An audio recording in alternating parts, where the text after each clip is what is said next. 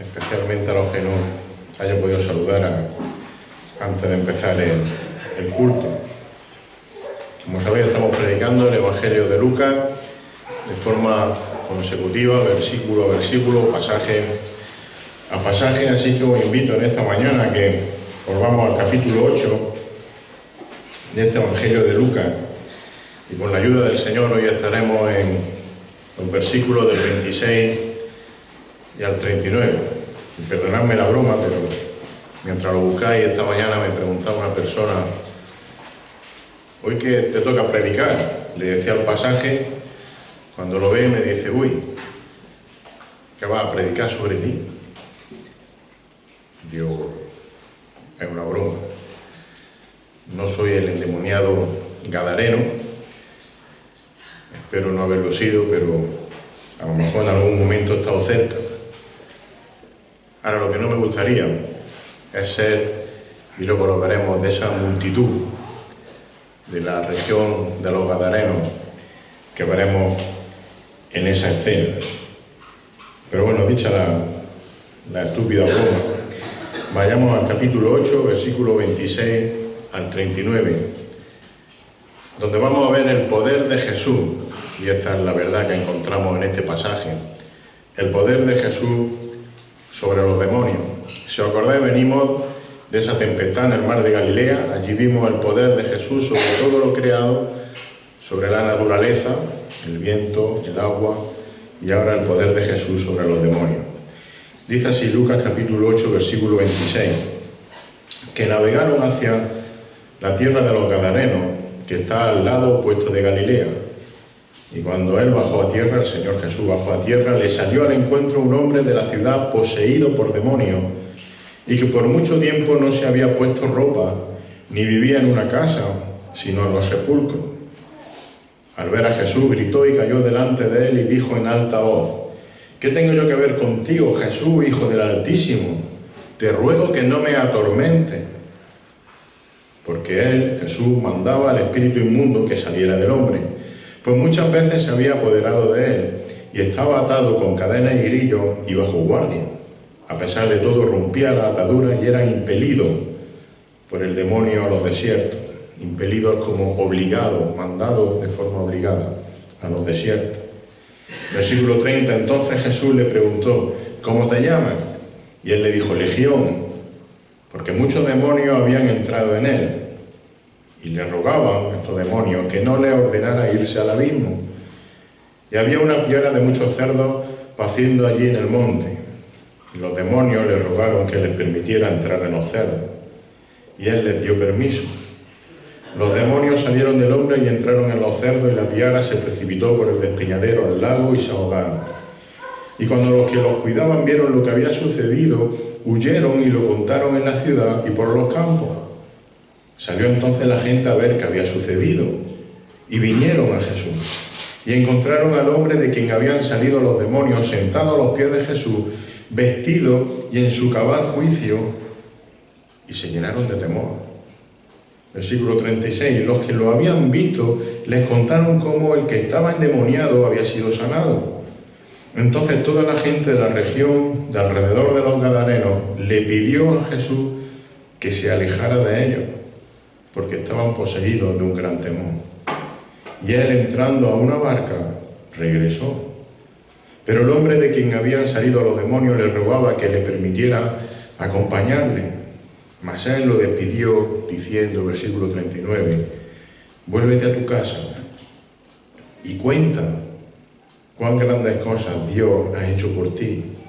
Y él se fue, proclamando por toda la ciudad cuán grandes cosas Jesús había hecho por él. Que el Señor bendiga su palabra. Vivimos en una sociedad cada vez más apartada de Dios. Eso es obvio, y Samuel lo hace muy bien y nos lo recuerda de vez en cuando en sus predicaciones, como nuestro continente, como Europa, cada vez están más alejados de las cosas del Señor. Cada vez la influencia de los valores cristianos en nuestra sociedad, en nuestra cultura, son más pequeños. Mira, utilizando su habilidad para el engaño, y para llenar el corazón y la mente de las personas con fantasías e ilusiones falsas, Satanás y sus demonios ciegan el entendimiento de las personas para así controlar sus vidas y alejarlas de Dios y de su verdad. Eso es lo que está pasando, y eso es lo que siempre ha pasado. Y como digo, este es un trabajo que el enemigo, el diablo, realiza con bastante facilidad, no le cuesta trabajo. Él tiene todo poder para engañar a las personas. Tiene poder para hacer que incluso, como vemos, los mandatarios políticos gobiernen y legislen en contra de Dios como hacen. Y no hay que poner ejemplos, ¿sabéis? De hecho, parece como si Satanás y sus demonios campasen a su ancha sin ninguna dificultad y sin ningún impedimento. Y vemos continuamente que ocurren cosas terribles. Vemos comportamientos en las personas inexplicables. Cosas que no nos explicamos cómo puede hacer el hombre esto. Y eso es sencillamente porque el pecado y porque el autor del pecado, es decir, Satanás, actúan libremente en este mundo. Y lo hacen tan bien, es decir, lo hacen tan disimuladamente que apenas necesitan mostrarse a sí mismos, ni necesitan mostrar lo que ellos son verdaderamente para hacerlo. No necesitan manifestarse abiertamente, lo hacen a escondidas. Satanás y su demonio hacen su trabajo sin que nadie les moleste, sin que nadie les detecte, sin que nadie los vea o sin que nadie los denuncie. Ahora, sin embargo, acabamos de leer este pasaje en Lucas 8, esta escena del Evangelio, en la que allí sí claramente se manifiesta, sale a la luz la presencia de demonios actuando en la vida de personas y en las cosas cotidianas de este mundo. Y no fue solo en este pasaje que hemos leído, en esta situación en la región de los Gadarenos, sino que sabemos que fueron muchos los momentos en los que el Señor Jesús, durante su ministerio público, se enfrentó a la presencia y a la manifestación de los demonios de Satanás. Constantemente leemos: expulsaba demonios, expulsaba demonios.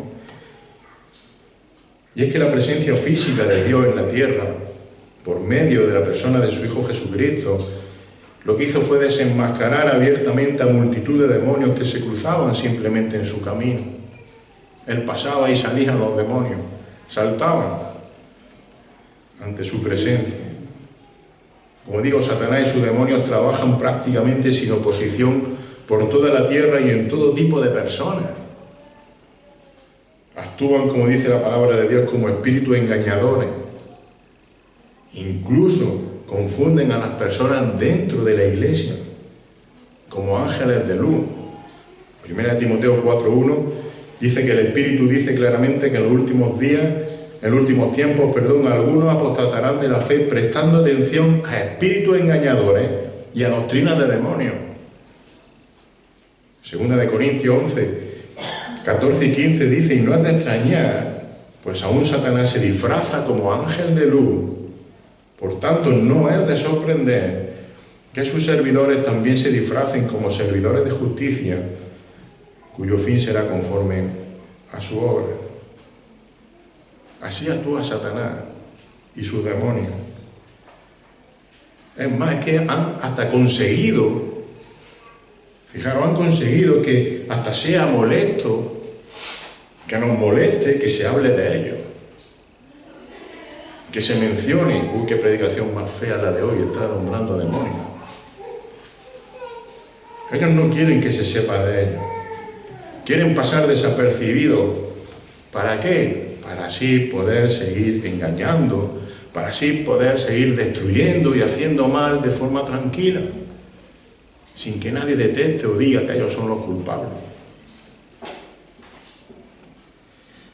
Sin embargo, Cristo vino a la tierra. Sabemos que vino con un gran propósito, el propósito de salvar a su pueblo de sus pecados. Así se lo dijo el ángel a José en Mateo 1:21, que María dará a un hijo, le pondrá por nombre Jesús, porque él salvará a su pueblo de sus pecados. Es el gran propósito por el que el Señor Jesucristo se hizo hombre. Pero hay otro propósito, evidentemente completamente ligado con este propósito primero que hemos dicho, Y ese propósito es destruir las obras del diablo. Es decir, Cristo ha venido también a esta tierra a dejar sin efecto el pecado en ese pueblo que Él vino a salvar. Cuando el apóstol Juan escribió en su primera carta las características que definen a un verdadero hijo de Dios, dijo en esa primera carta, en el capítulo 3, en el versículo 8, que el que practica el pecado es del diablo, porque el diablo ha pecado desde el principio. Y sigue diciendo Juan que el Hijo de Dios se manifestó con este propósito, para destruir la obra del diablo, salvar a su pueblo y destruir la obra del diablo. Y bueno, yo no voy a pedir ahora que os leáis el Antiguo Testamento, algunos lo han hecho en 2 meses, hace poco, pero si lo hacéis, si leéis el Antiguo Testamento corriendo, veréis que vais a encontrar muy pocas referencias o apariciones o acciones de demonios en todo el Antiguo Testamento. Aparte de esos gigantes que se mencionan en Génesis 6, solo hay 3 o 4 alusiones más a demonios en todo el Antiguo Testamento. Pero es que en el Nuevo Testamento, fijaros, fuera de lo que son los Evangelios y el libro de los Hechos, fuera de lo que es la presencia del Señor y el libro de los Hechos, tampoco encontramos reseñas a posesiones demoníacas, como la que hemos leído en este hombre gadareno. Tenemos que llegar al libro de Apocalipsis en el tiempo ya de la futura tribulación que vendrá, y allí sí nos encontraremos de nuevo una actividad abierta y totalmente visible de demonios, incluso peor que en los tiempos del Señor Jesús. ¿Por qué? Ellos prefieren hacer su maldad, su malvada labor, su malvado trabajo, como digo, desde el anonimato, porque así es más fácil engañar, así es más fácil culpar a otro de todo lo malo que ocurre y que en realidad producen ellos. La gente se pregunta, ¿y por qué pasa esto? ¿Por qué pasa esto? Es la obra del diablo, del enemigo. Molesta que se mencione el pecado y el enemigo, pero es su obra.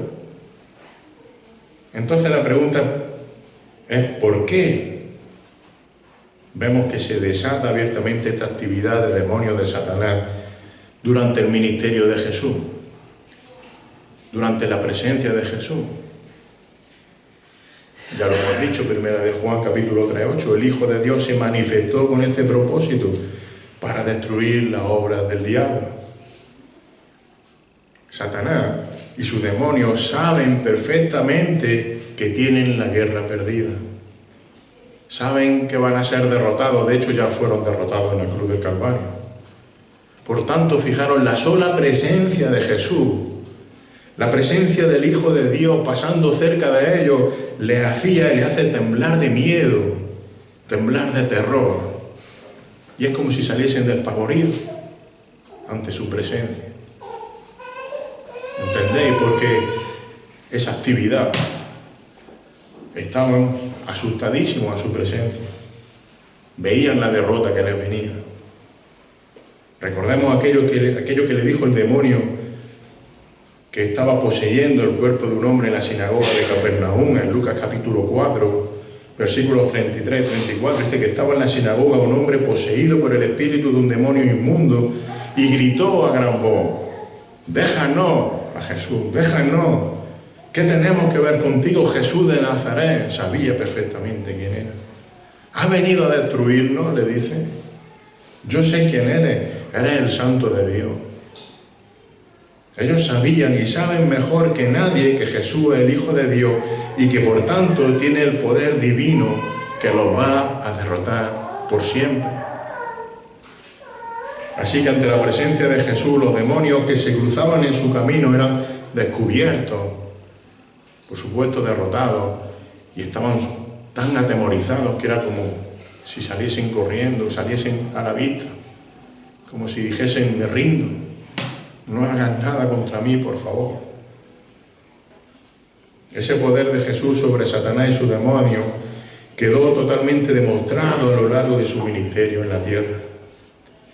Y desde todas las escenas en las que hemos mencionado que vemos al Señor enfrentarse en el Evangelio a esa fuerza del diablo, evidentemente quitando los 40 días de tentación en el desierto, Este encuentro en la tierra de los Gadarenos quizás sea el enfrentamiento más grande o más extremo, más fuerte de Jesús con demonios, y ahora veremos por qué. Y esta escena, esta conocida escena, está narrada en los 3 evangelios sinópticos. Y como decía al principio, es una muestra del poder de Jesús sobre los demonios. Pero veremos también, lo veremos al final, que es una preciosa enseñanza de cómo Dios, en su misericordia y en su soberanía, transformó al hombre menos pensado, al más terrible de los endemoniados, lo transformó en un instrumento para su obra, un instrumento para la extensión de su evangelio, al menos pensado. Así que en este encuentro entre Jesús y ese endemoniado gadareno encontramos, como digo, 3 fuerzas o 3 poderes que se manifiestan, que luchan entre sí. El poder destructivo de los demonios, el poder liberador de Jesús y por último veremos el poder mortal del pecado. El poder de los demonios destructivo, el poder liberador de Jesús y el poder mortal del pecado.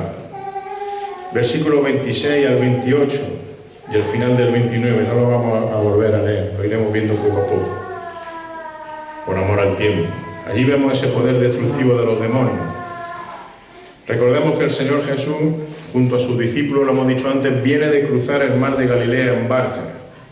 Han pasado una noche con una tremenda tormenta, que si os acordáis el Señor calmó de forma milagrosa, como decía antes, demostrando todo su poder y toda su autoridad divina sobre la naturaleza creada, el viento y el agua y el mar. Y después de calmar esa tormenta, el Señor y los discípulos llegan a la tierra, a la región de los Gadarenos. Y cuando Jesús toma tierra, leemos en el versículo 27 que le sale al encuentro de Jesús, va en busca de él, un hombre poseído, un hombre endemoniado. Es decir, un hombre que está poseído por demonios, dice Marcos 5:2 en el pasaje paralelo, un hombre con espíritu inmundo. ¿Qué quiere decir esto? Endemoniado, con espíritu inmundo. Bueno, antes de ello, decir una cosa. Lucas y Marcos hablan del endemoniado gadareno. Si vamos al pasaje paralelo de Mateo 8:28, allí encontramos que fueron 2 hombres, eran 2 hombres los que se acercaron a Jesús y que estaban poseídos, pero tanto Lucas como Marcos se centran en la conversación de Jesús con solo uno de ellos, por eso llamamos el endemoniado gadareno.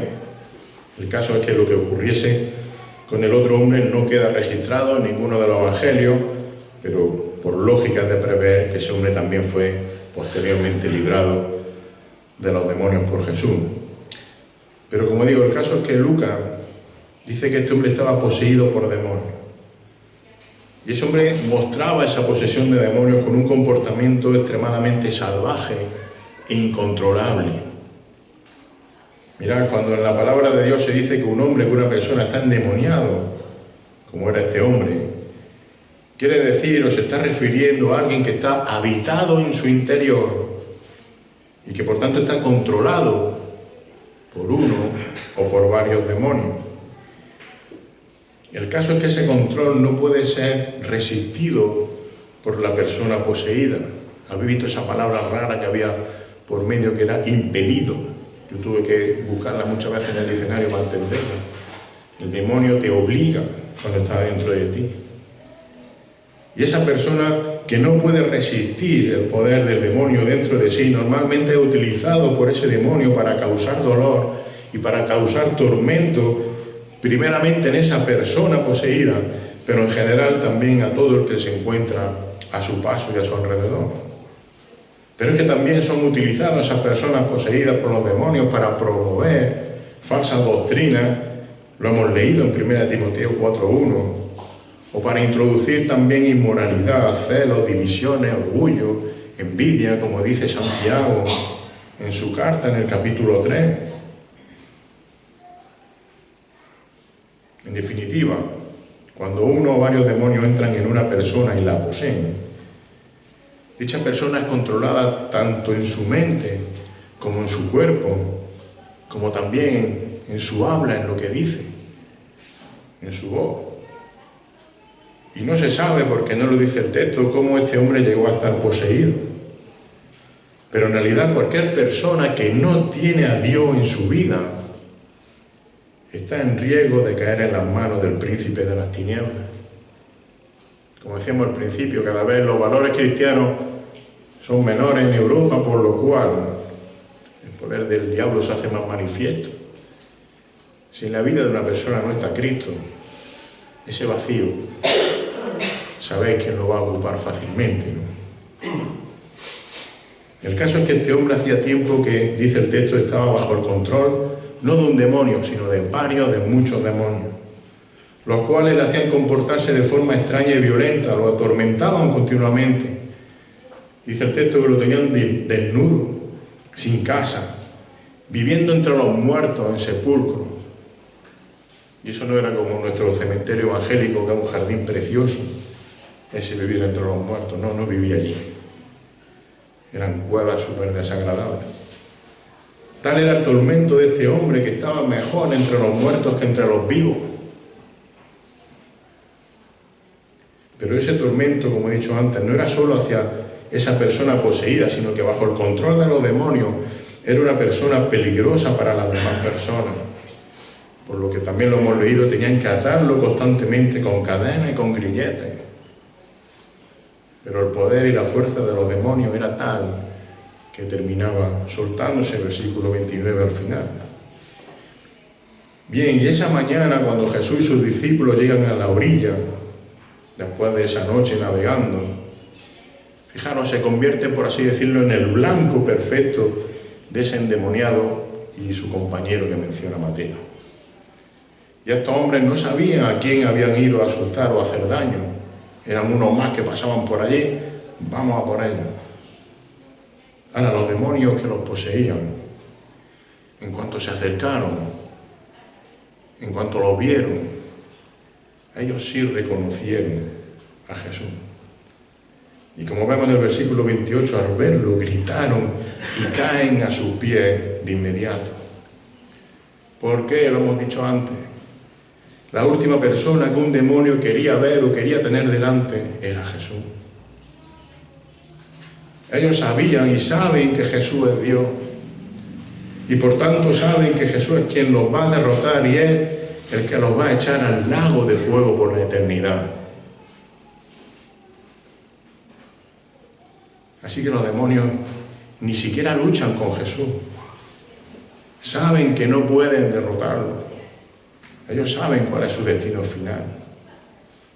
Pero igual que saben que van a ser derrotados, fijaros, ellos saben que todavía no había llegado su momento, todavía no estamos en el Apocalipsis. Los demonios conocen la Biblia. Y os digo, la conocen mejor que nosotros. Y conocen lo que Dios tiene perfectamente determinado para ellos en el futuro. Por eso le ruega y le suplica que todavía no les atormente, como saben que va a ocurrir, como saben que tiene que ser. Los demonios no querían sufrir su castigo antes de tiempo. Por eso en el versículo 28, al ver a Jesús, gritó, cayó delante y dijo en altavoz: ¿qué tengo que ver contigo, Jesús, Hijo del Altísimo? Te ruego que no me atormente. Todavía no, está diciendo el demonio. Los demonios le están rogando al Señor que no les mande todavía al fuego eterno de Apocalipsis 20:10. Allí dice que el diablo que los engañaba fue arrojado al lago de fuego y azufre, donde también están la bestia y el falso profeta, y serán atormentados día y noche por los siglos de los siglos. Ellos saben que ese es su final. No nos mandes todavía ahí. También hablando sobre el juicio final, el Señor Jesús dijo, Mateo 25:41, entonces dirá también a los de su izquierda: apartado de mí, maldito, al fuego eterno que ha sido preparado para el diablo y sus ángeles, sus demonios. Ellos saben cuál es su final, el lago de fuego eterno. Son conscientes de que tanto su libertad como ese poder que tienen, poderoso, está restringido por Dios. Hasta que el momento que Dios diga, basta, ellos lo saben. Así que ante la presencia de Jesús, ante la presencia del Hijo de Dios Altísimo, aquellos demonios solo podían rogar, solo podían pedirle al Señor que se acordara, que fuese fiel a su palabra. Fijaros lo que le están pidiendo. Sé fiel a ti mismo. Acuérdate de que todavía no ha llegado el momento que tú has determinado para nuestro castigo.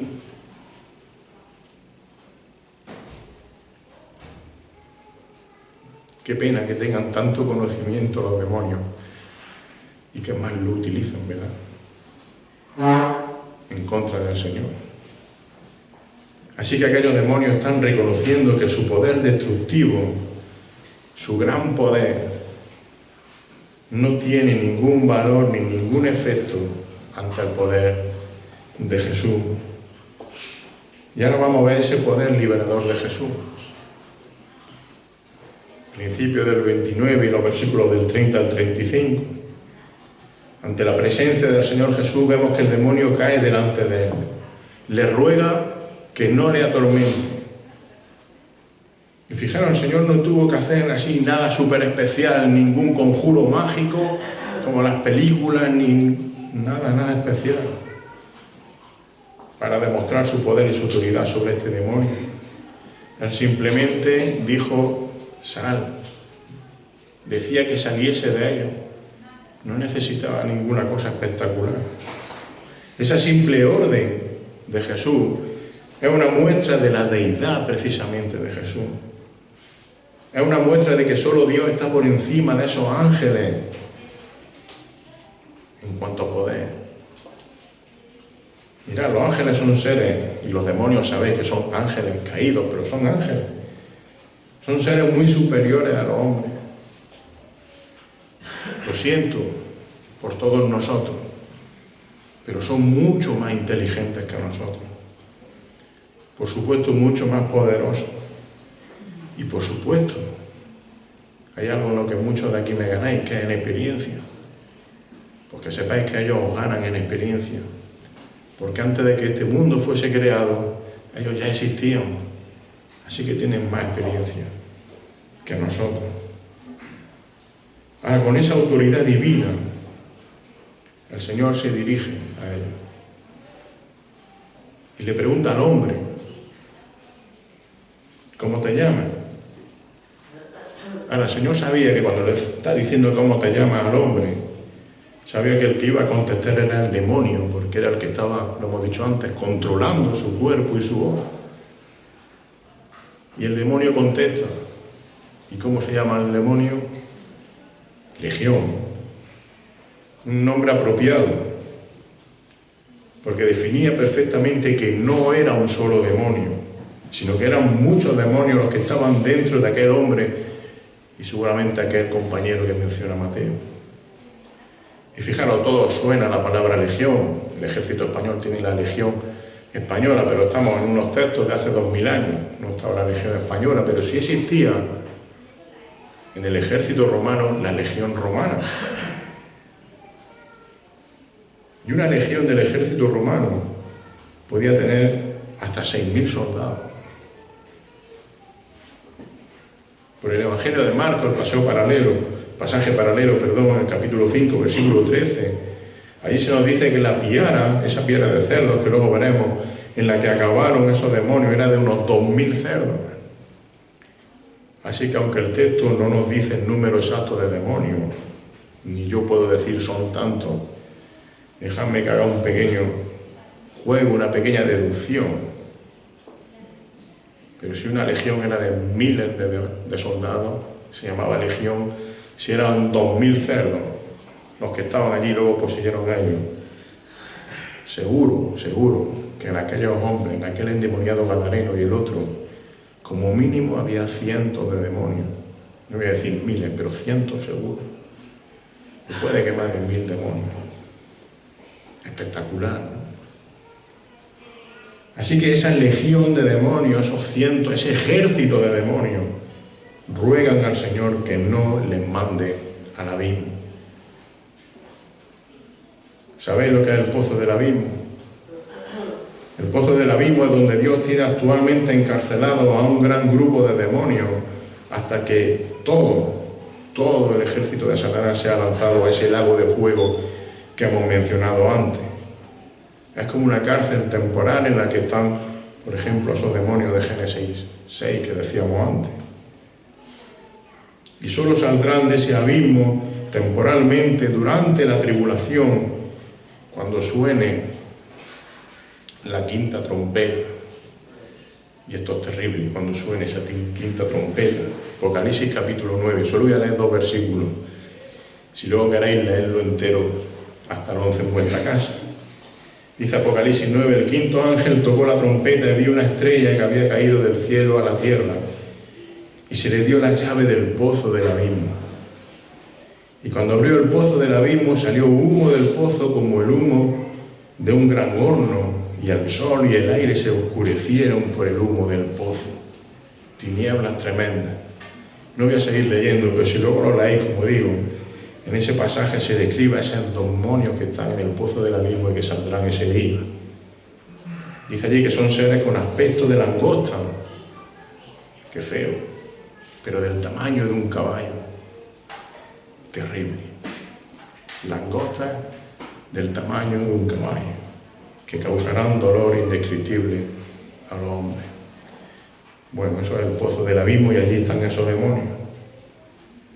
El caso es que los demonios de nuestra escena estaban aterrados ante la presencia de Jesús. Pues como hemos comentado, sabían que Él era Dios y sabían que Él es el que tiene el poder y la autoridad para encerrarlos en ese pozo del abismo o mandarlos al lago de fuego. Así que desesperados le ruegan que no los mande allí y le proponen una alternativa.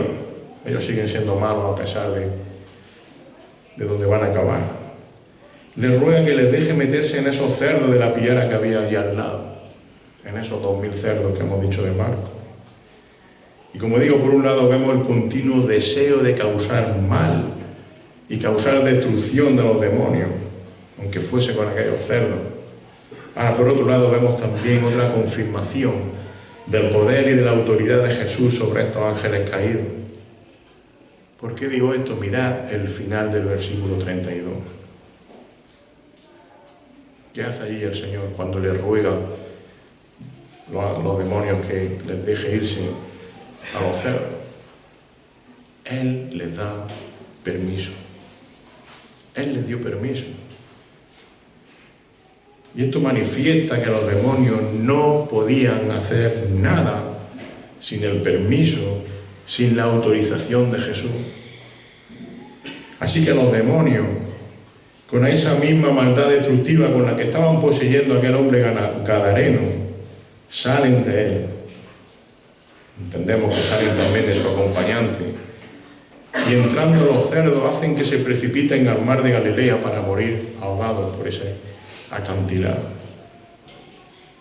La escena tiene que ser impresionante. Miles de cerdos poseídos tirándose por un acantilado. Como digo, impresionante, apabullante.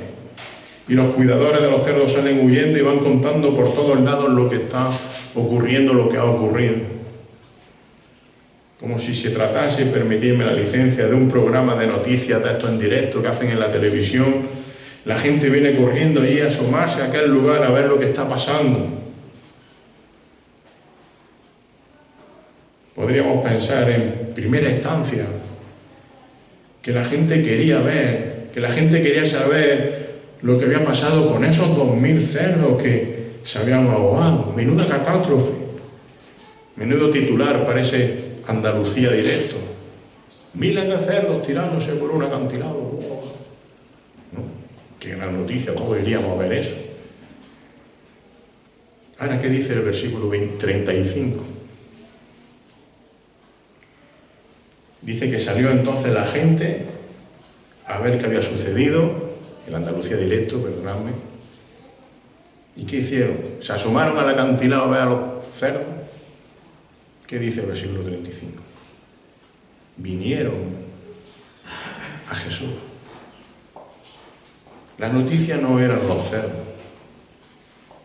La noticia, el milagro, era la tremenda transformación de aquel hombre endemoniado. Y sobre todo el protagonista era aquel que con todo poder y con toda autoridad había librado, había vencido a miles de demonios que estaban poseyendo a aquel hombre. El protagonista era aquel que había transformado a aquel endemoniado en un hombre nuevo y normal. Versículo 35, encontraron al hombre de quien habían salido los demonios. ¿Cómo lo encontraron?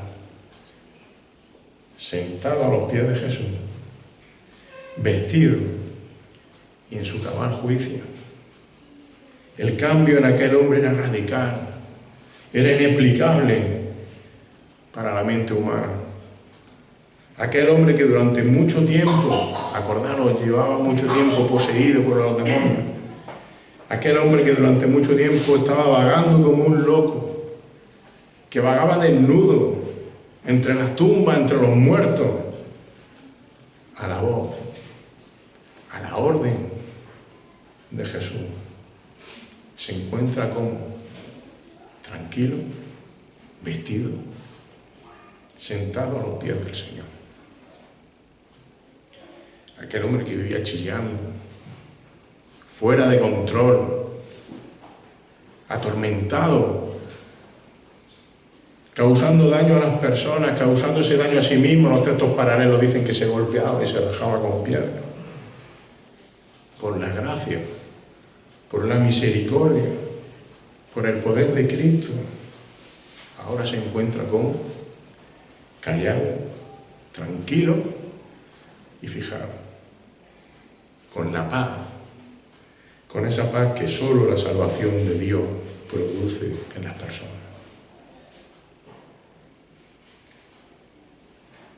Y seguro que aquel hombre allí sentado a los pies de Cristo pudo escuchar de su misma boca,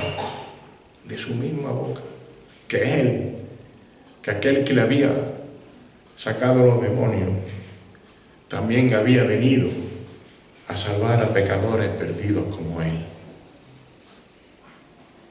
Como dice Lucas 19:10, el Hijo del Hombre vino a buscar y a salvar lo que se había perdido. Tú estabas perdido. Tú eras un claro caso de que estabas perdido, loco, desnudo, endemoniado. Yo venía a buscarte a ti. Así que ese hombre estaba, imaginaros, con toda la paz que podía estar. Y ante tal demostración del poder de Cristo para librar a las personas del pecado y de la influencia del enemigo, de Satanás, bueno, podríamos pensar que lo normal es que aquellas personas que habían venido a ver lo que había ocurrido, eso del Andalucía directo, ¿cómo deberían de estar? Pues maravillados, asombrados, alabando al Señor. Pues lo que acabamos de ver, lo que acaba de hacer Jesús. ¿Qué dice el versículo 35 también? ¿Cómo estaban? Se llenaron de temor. Estáis leyendo igual que yo la Biblia, no me lo estoy inventando. Se llenaron de temor. Tuvieron miedo. Y fijaros, en este caso, el temor de esas personas no es ese temor reverente que es bueno que tengamos los creyentes, que debemos tener los creyentes. Lo que tenían era verdadero miedo. La palabra que utiliza Lucas en el original cuando escribe esto es fobia. Sintieron fobia. ¿Sabéis lo que es la fobia, no? Es el miedo más terrible que pueda tener una persona. Los demonios se aterrorizaron ante el poder de Jesús, evidentemente. Pero aquellas personas, viendo el poder transformador de Cristo sobre aquel hombre, viendo también su poder para perdonar pecados, ¿qué les pasó? Tuvieron miedo, fobia, porque entendieron que ellos también eran pecadores delante del Dios Santo. Y les molestaba. Les molestaba. No querían sentirse así de pecadores. Sintieron el mismo temor que los discípulos habían sentido cuando Jesús calmó la tormenta. Y les tuvo que decir: ¿dónde está vuestra fe? ¿Qué pensaban aquellos? En Lucas 8:25, cuando le dice al Señor: ¿dónde está vuestra fe? Dice que ellos, atemorizados, se decían unos a otros: ¿quién es este que aún los vientos y el agua manda y le obedecen? Madre mía. Probablemente aquellos personas allí, esos temerosos, con el miedo de ver lo que habían visto y de lo que habían oído, se estaban diciendo entre ellos: ¿quién es este que tiene poder y autoridad sobre los demonios? ¿Qué hacemos con nuestro pecado? Bueno, versículos 36 al 39. El poder mortal del pecado. Porque, como digo, hay veces que molesta cuando se habla de pecado. Pero hay que hablar de pecado si amamos a las personas, porque el pecado tiene un poder mortal y hay que advertir de ello. Mirad, la diferente reacción de las personas ante Jesús nos muestra el verdadero poder del pecado sobre las personas que no han sido redimidas por Cristo. Por un lado tenemos a este hombre liberado de los demonios. Él se rinde a los pies de Cristo. Por otro lado está toda esa gente, y como digo, prefiero ser en esta escena el endemoniado, perdonadme la broma como al principio, que ser de esa multitud.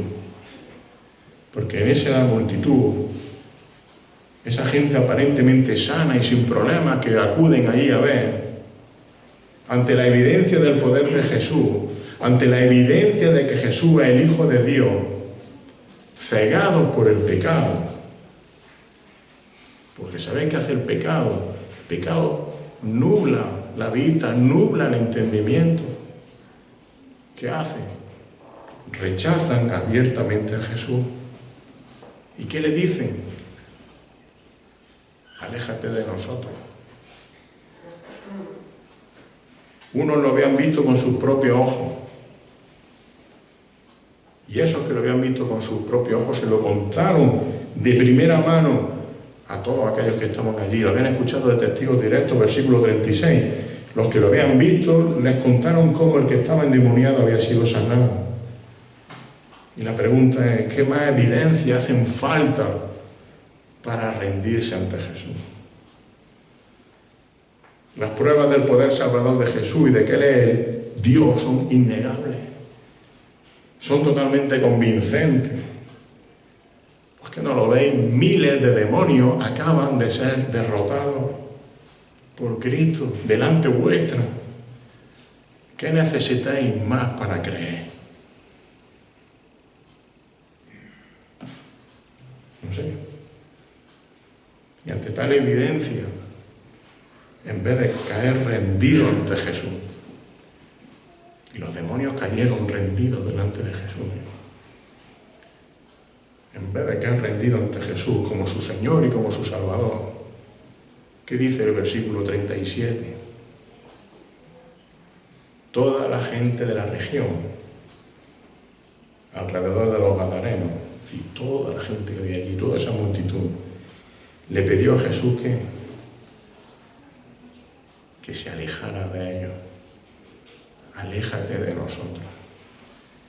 Hijo del Dios Altísimo, aquel que tiene poder para derrotar a los demonios, aquel que controla el mar, aquel que controla el agua, aléjate de nosotros. ¿Veis? Eso es el poder del pecado en las personas. Porque estaban poseídos de gran temor, dice el texto.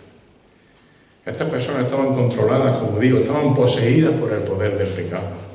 Ante la presencia del Hijo de Dios, cegados por Satanás, aman más su propio pecado y rechazan a Cristo.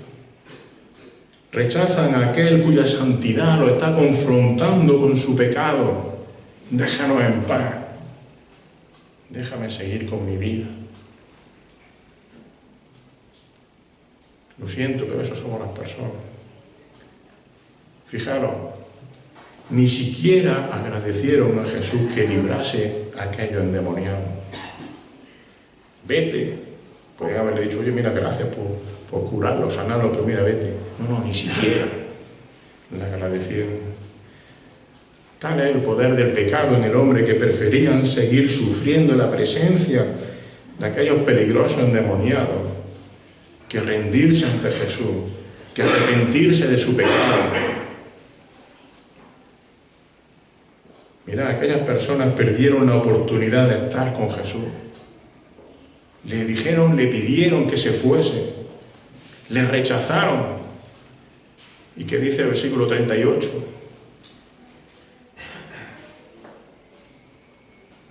Lo leo yo. Él entrando a una barca, regresó. Se fue. ¿Queréis que me vaya? Me voy. Mirad, esto no viene en la Biblia, lo digo yo. El Señor no está en una estantería de un supermercado. No voy a decir marca, no hace falta. Él no está en una estantería de un supermercado para que cuando tú quieras, para que cuando a ti te apetezca, para que cuando a ti te venga bien, lo cojas. Señor, déjame que termine de cuidar a mis padres y luego ya... No, eso no es así. Él es Dios soberano. Él es Dios todopoderoso. Él es el que gobierna el viento. Él es el que gobierna el agua. Él es el que manda sobre todo ser viviente. Ángeles caídos, demonios. Así que si Él te llama, no te equivoques, ríndete. Ríndete a sus pies, no le rechaces como hicieron aquellos. Porque puede que coja la barca y que no vuelva. ¿Sabéis una cosa? Leeros el Nuevo Testamento, ahora sí tenéis que leerlo. No vais a encontrar ningún registro en los Evangelios en el que diga que Jesús después de ese día volviese a la tierra de los Gadarenos. ¿Me voy? Pues me voy. Ese es el peligroso poder del pecado sobre las personas. Te puedes quedar sin Jesús. Te puedes quedar sin Dios. Bueno, parece un triste final, ¿no? Para esta demostración tan inmensa del poder de Jesús. Ha derrotado a miles de demonios. El pasaje no termina ahí. Gracias a Dios, por lo menos en la versión que yo utilizo de la América hay un pero. Y gracias a Dios por un pero. Y hoy necesitamos el pero más que nunca. Versículo 38. Pero el hombre, de quien había salido los demonios, le rogaba que le permitiera acompañarle. Mirad, cientos de personas probablemente, viendo lo mismo. Uno fue el que le rogaba que le permitiera acompañarle. El resto le decía, vete de aquí. Así que en contraste con aquella multitud que, cegados por el poder de pecado, rechazaron a Jesús, vemos a este hombre que después de sentir cómo Jesús le había librado de los demonios que le dominaban, se arrepiente de su pecado y muestra su disposición a dejarlo todo para seguir a Cristo. Este hombre reconoce que Jesús es su Señor. Este hombre reconoce que Jesús es su Salvador y su Libertador y quiere seguirlo, quiere estar cerca de Él. El deseo de este hombre es lógico, es normal. Debe ser también el deseo de todo creyente, de toda persona que ha sido transformada y regenerada por la sangre de Cristo. Quiero estar al lado de Jesús todo el tiempo. Pero fijaros, los planes de Cristo para este hombre son otros. Nosotros hacemos nuestros planes, probablemente buenos, Pero Jesús tenía otros planes. El deseo del hombre era bueno, era lícito, pero el plan de Dios para la vida de este hombre era distinto. Seguro que mejor. Dice al final del versículo 38, versículo 39, mas él, el Señor, lo despidió diciendo, vuelve a tu casa. ¿Y qué le sigue diciendo? Y cuenta cuán grandes cosas Dios ha hecho por ti. Y termina diciendo el versículo, y él se fue. Y se podía haber ido a cualquier sitio y hacer cualquier cosa. Pero este hombre se fue y dice que proclamando por toda la ciudad el que justo lo mismo que el Señor le ha dicho, cuán grandes cosas Jesús había hecho por él. Y hermanos, aquí una tremenda muestra de la gracia de Dios. Primero transformando a un hombre completamente dominado por el pecado, dominado por Satanás, en un instrumento válido, un instrumento útil para la extensión de su evangelio. El que menos nos podíamos esperar. De los cientos o miles que habría allí en aquella playa, el peor de todos, el más endemoniado. Aquel que vivía desnudo, que atormentaba a la gente, que se escondían en las tumbas, por la gracia de Dios. Seguro que ese hombre no buscaba al Señor. El Señor le dijo, tú vas a ser. Hermanos, no tenemos excusa. No vale decir, es que yo no estoy preparado. No vale decir, es que yo soy muy tímido. No vale decir que me da vergüenza. No vale decir, es que yo no he estudiado para esto. Cuenta cuán grandes cosas Dios ha hecho por ti. No le pidió mucho más a este hombre, solo le pidió eso. Y eso podemos hacerlo cualquiera de nosotros. Lo hizo aquel hombre que llevaba tiempo endemoniado. No lo vas a hacer tú. Porque no se trata de lo que tú puedas hacer. Se trata de lo que Dios ha hecho en tu vida. Y se trata de lo que Dios puede hacer por medio de ti. Se trata, como hemos dicho, como dice el texto, de que cuentes cuán grandes cosas Dios ha hecho por ti. Se trata de que cuentes que cuando estabas cegado por el pecado, porque te digo que lo estaba, el Señor quitó la venda de tu ojo y entonces pudiste venir a Él en arrepentimiento y fe. Cuenta eso. Cuenta eso. Ahora hay una segunda muestra de la gracia de Dios. Como hemos dicho, recalcado con todo el dolor y con toda la pena. Aquella gente rechazó a Jesús. Aquella gente de la región de los Gadarenos. Le dijeron que se fuese. Vete, aléjate. Y es cierto, el Señor no volvió allí. Pero fijaros, Él no los rechazó del todo, al igual que ellos hicieron.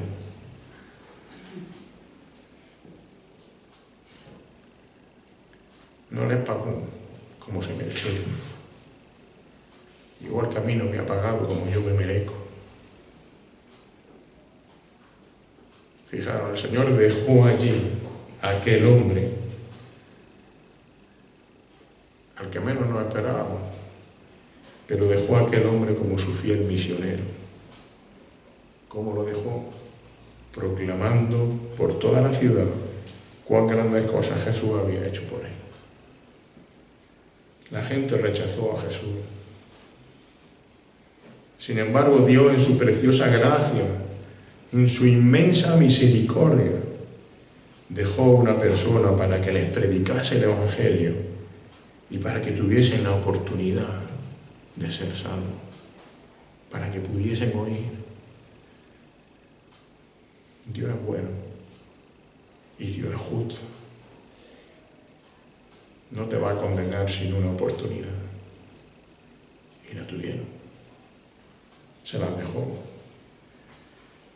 Así que en este pasaje vemos que Cristo es Dios y que por tanto tiene todo poder sobre Satanás y sobre sus demonios. Dios es amor, como decimos tantas veces, y tiene compasión de las personas, incluso de las que le rechazan. Y pone personas para que les prediquen el Evangelio, inútiles, como un servidor. Y no se trata del que predica, sino de lo que predica. Las grandes cosas que Dios hace. Las grandes cosas que Dios puede hacer por ti. Que es cambiarte de muerte a vida. No porque tú puedas, sino porque Él quiere. Si eres hijo de Dios,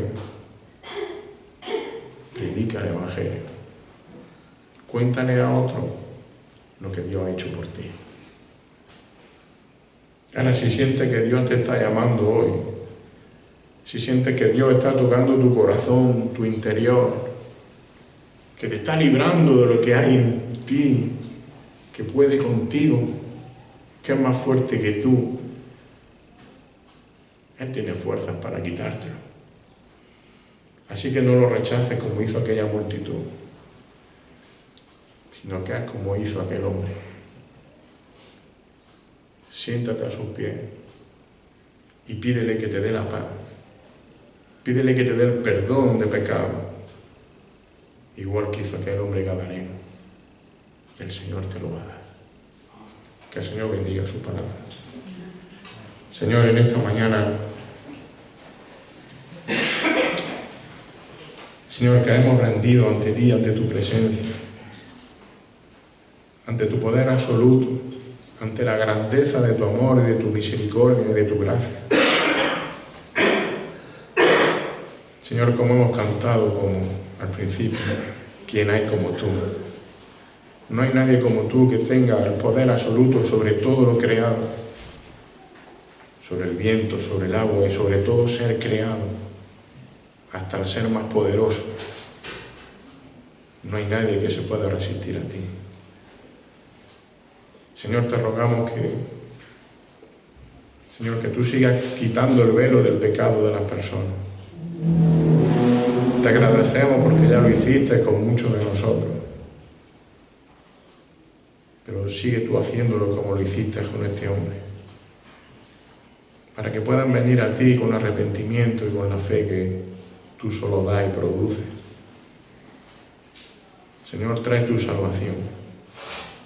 Y a pesar de que el hombre te rechaza, Señor, te rogamos que por tu gracia y tu misericordia tú sigas extendiendo tu palabra que tiene poder para transformar vidas, Señor.